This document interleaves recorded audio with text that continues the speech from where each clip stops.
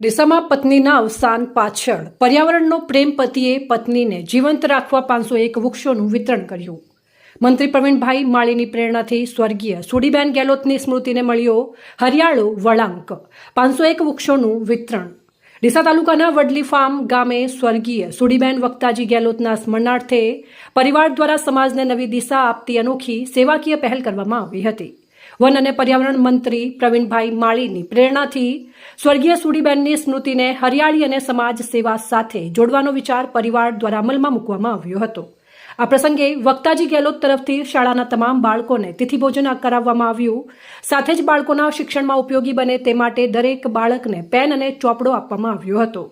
પ્રકૃતિનું જતન થાય અને બાળકોમાં નાનપણથી જ પર્યાવરણ પ્રત્યે પ્રેમ તથા જવાબદારીની ભાવના વિકસે તેવા ઉદ્દેશ્ય સાથે દરેક બાળકને એક વૃક્ષનું રોપાનું અર્પણ કરવામાં આવ્યા હતા.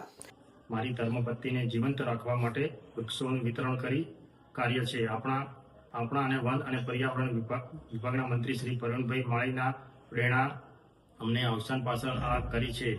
અમને ગર્વ છે કે અમને આ સમાજ માટે પ્રેરણા મંત્રી શ્રી પ્રવીણભાઈ જોડેથી મળી છે અને આજ મારી ધર્મપત્ની આ હંમેશા જીવંત રહે તે માટે 501 વૃક્ષ અને 650 ચોપડાઓ અને 650 બોલપેનોનું વિતરણ કરી સ્કૂલને અને તિથિ ભોજન પણ સ્કૂલના બાળકોને આપેલ છે.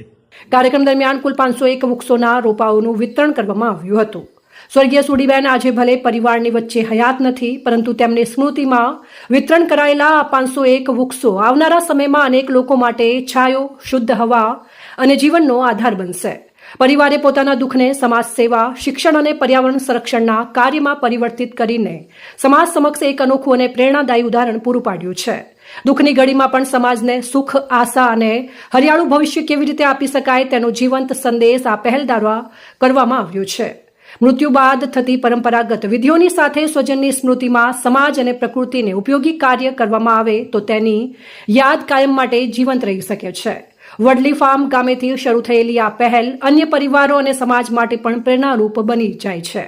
આ સેવાકીય કાર્ય બદલ શાળા પરિવારે દાતા વક્તાજી ગેહલોત અને સમગ્ર પરિવારનો હૃદયપૂર્વક આભાર વ્યક્ત કર્યો હતો. સાથે જ પરમ કૃપાળુ પરમાત્મા સ્વર્ગીય સુડીબેનના દિવ્ય આત્માને શાંતિ અર્પે તેવી પ્રાર્થના કરવામાં આવી હતી. વધુ અપડેટ માટે ફોલો અને સબસ્ક્રાઇબ કરો સેન્ટ્રલ ભારત ન્યૂઝ ચેનલને. ધન્યવાદ.